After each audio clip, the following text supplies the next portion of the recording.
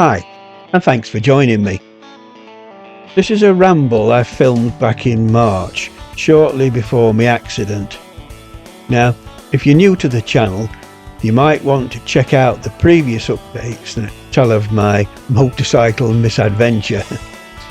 Anyway, I discovered I'd got footage in the camera that hadn't yet been made into a video, and there's actually enough to do a couple of rambles, so here's the first part.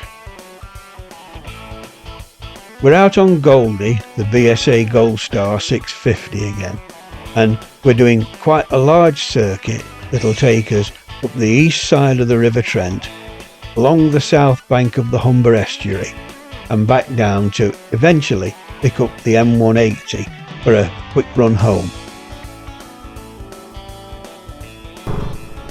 We're starting this ramble as we're approaching the King George V Bridge at Cadeby. This impressive structure that takes us over the River Trent's been on a few of my videos.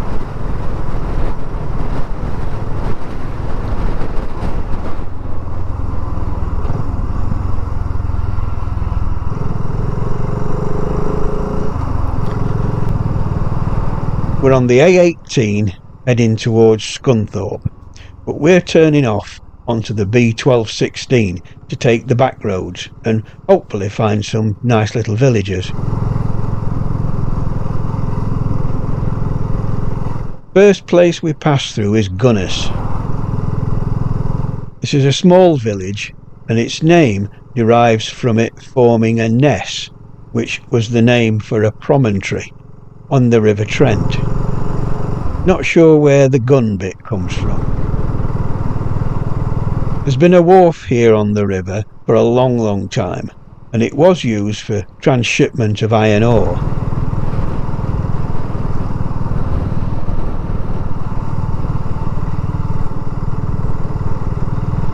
It's a pretty bright morning, but it's quite windy, so you may get some extra wind noise in places. The forecast's for showers later on, so we'll see how we get on. Thing is, with the weather being so bad recently, you just got to get out when you can and take the consequences. Anyway, fingers crossed. We're venturing into unknown territory as far as I'm concerned, as part of it's not an area that I know, so I'll be feeling my way around, but I've got the sat-nav in the saddlebag just in case. There's quite a lot of heavy traffic uses this little road, because it's the main road into the industrial estates at Flixborough. Some of you older UK viewers might remember that name from the disaster at a chemical plant in 1974, and I think the news actually went worldwide at the time. I covered this last year in an earlier ramble when we went for a run down the other side of the River Trent and passed through Alkborough, which suffered quite a lot of damage, even though it's a quarter of a mile away. Basically, there was a huge explosion at the plant, which they say was equivalent to 16 tons of TNT going up. 28 people were killed and another 36 seriously injured, and about 2,000 buildings in the vicinity were extensively damaged. It led to major changes being made in UK safety regulations.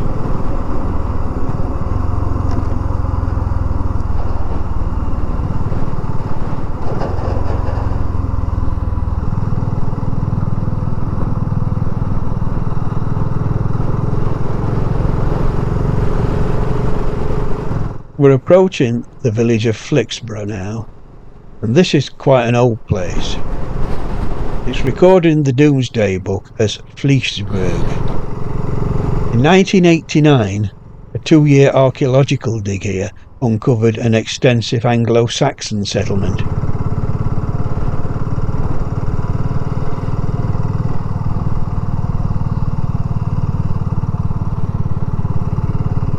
I'm turning left here to keep heading north. Just through the trees ahead you can see the spire of the Church of All Saints. It dates from 1886 and it's Grade 2 listed. The original settlement here was built on a sloping cliff overlooking the River Trent, and it's suggested that the first part of the name is an early form of the word cliff, and the name means fortified dwelling on a cliff slope.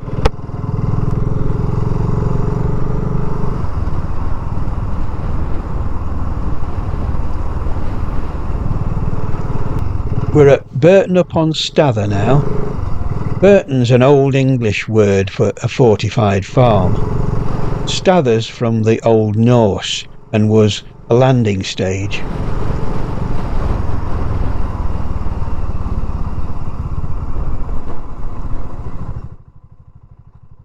The cottage on the corner here dates from the late 1700s and it's Grade 2 listed. As we ride up through the village, there's several more nice old listed buildings we pass.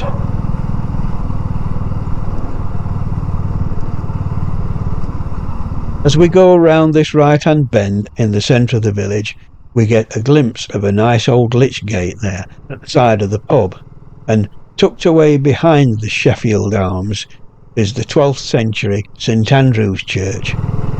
That's a Grade 1 building.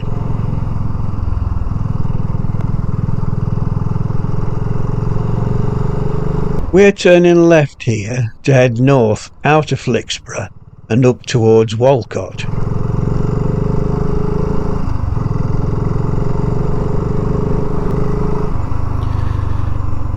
In 1944, the British Army built a large concrete and wood ramp into the River Trent just north of the village. It's to the left, just over the fields there. It was for testing and training with the duplex drive tanks used in the D-Day invasion. These were the Sherman and Valentine tanks, adapted with a canvas skirt that allowed them to float. They could leave the landing craft offshore and sail to the beach. Well, that was the theory anyway. About 280 were used on D-Day, and they did work. Unfortunately, on the day, rough seas in some areas and the constant fire from the German defenders took their toll. 176 were actually launched into the sea at distances of up to 6,000 metres, and of them, 121 made it to the beaches. A further 88 were launched directly onto the beach. So, unfortunately, 71, or approximately 25% of them, were lost at sea. There's little doubt though that they contributed a lot to the early stages of the invasion. The tank hard, as the concrete ramp's known, is now a Grade 2 listed structure.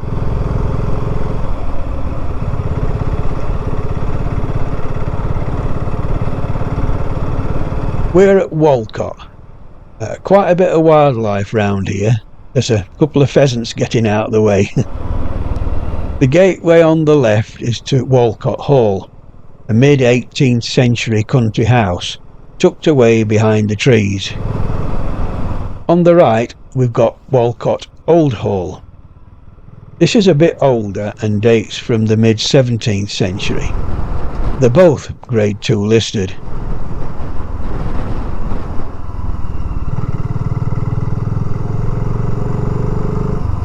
As we leave the village, there's a second gateway to Walcot Hall. Alkborough next, and this village is recorded in the Domesday Book as Alkborough. There's a couple of different theories on the name's origin.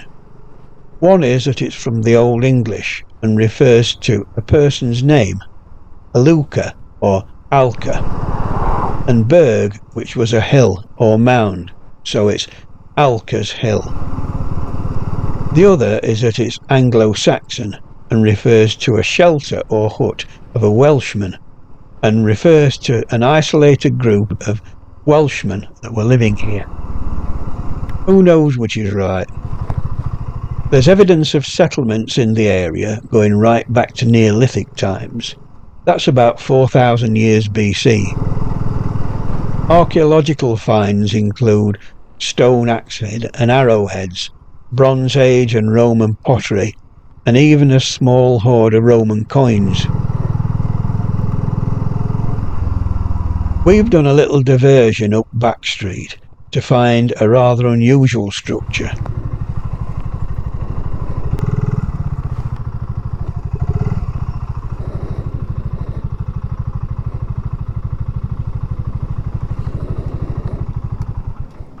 This little path up through the field takes us to Julian's bower. More accurately, it's a Julian bower, because that's the name given to a type of turf maize, and there were several around the country. This is supposed to be the only one remaining now. They were described as mazes, but were actually labyrinths, because there's only one way in and only one path through. Its exact age isn't known, and it's first recorded in 1697, but it's thought to be possibly either Roman origin or even 11th century, but some of the theories about its purpose contradict this. One suggests it was carved as an act of penance by one of the knights involved in the murder of Thomas Becket in Canterbury Cathedral in 1170. We'll come back to this a little later. Another theory is that it was Benedictine monks who lived in the area until the early 13th century. We'll never know, but it's fascinating. It's now a scheduled ancient monument.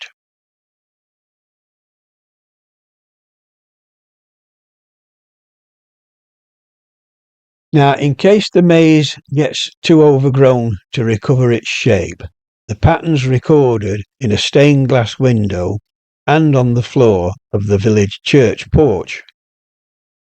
It's also on the gravestone of a James Galton constable in the cemetery. This is a lovely spot, and on a day like today there's a wonderful view out over Alkborough Flats, where the rivers Trent and Ouse meet up to form the Humber estuary.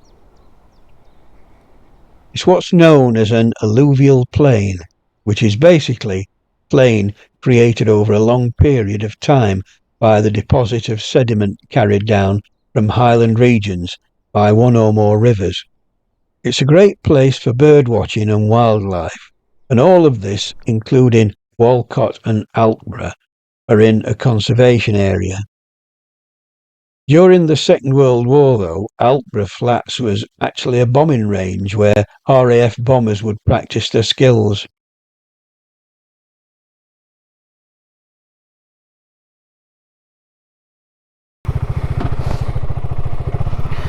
Right, we'll move on a bit further.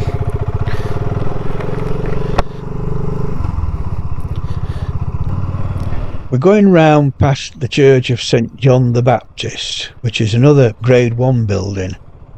Dates from the 11th century.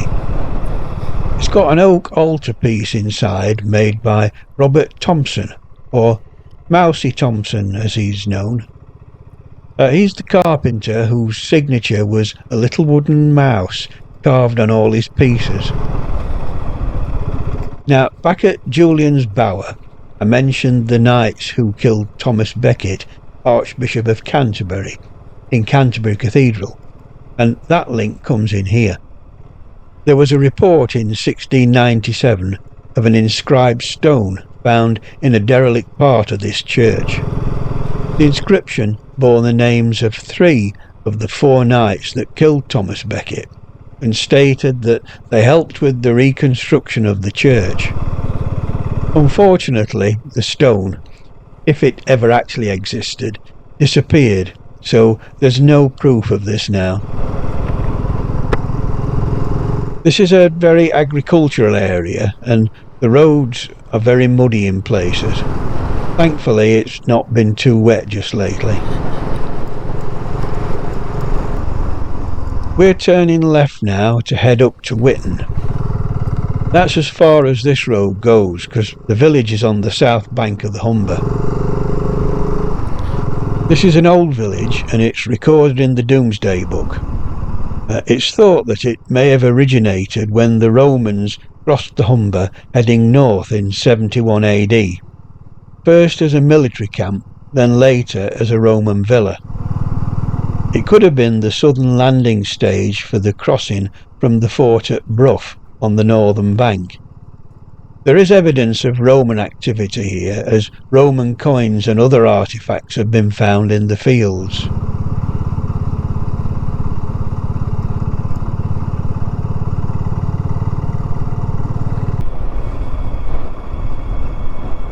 This is about as far as we can go, so I'll turn round here.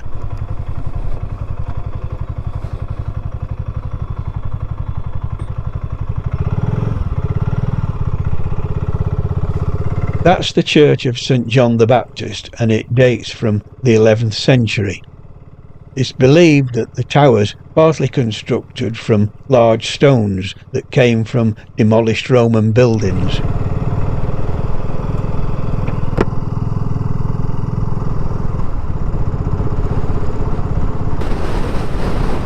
We're heading south again now as we come out of Whitton.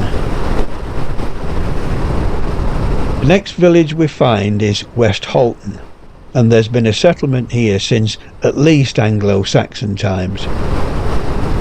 It's thought to be the site of a monastery founded by St Ethelred. It's recorded in the Domesday Book as Halton, and the name means farmstead in a nook or corner of land. Sheffield University did excavations here and found evidence of a settlement dating from the 7th century.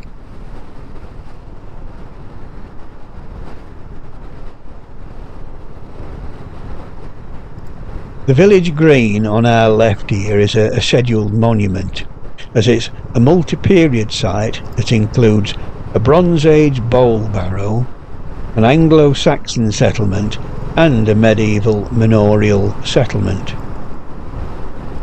The church right next to it is dedicated to St Ethelreda, and it dates from 1698. It's built on the site of an earlier church that was destroyed by fire in 1695. There are actually 6 listed buildings and the scheduled monument in this tiny village.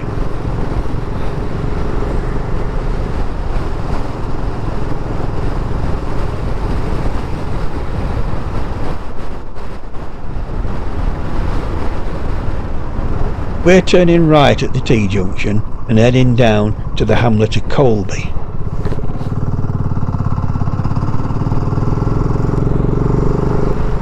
This is another old settlement that predates the Norman conquest.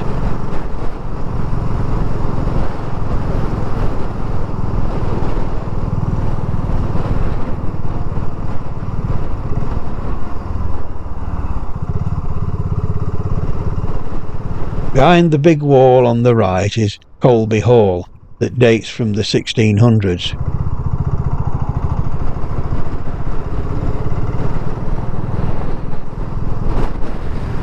Next to that we've got Colby House, which is an 18th century farmhouse.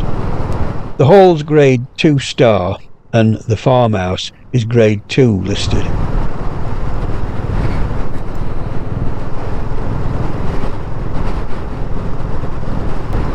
We'll turn left here onto the B1430 and head towards Winterton. There's still a good way to go on this ramble, so I'm going to wrap it up here for now, and we'll carry on this journey in the next one. Hope you found this interesting.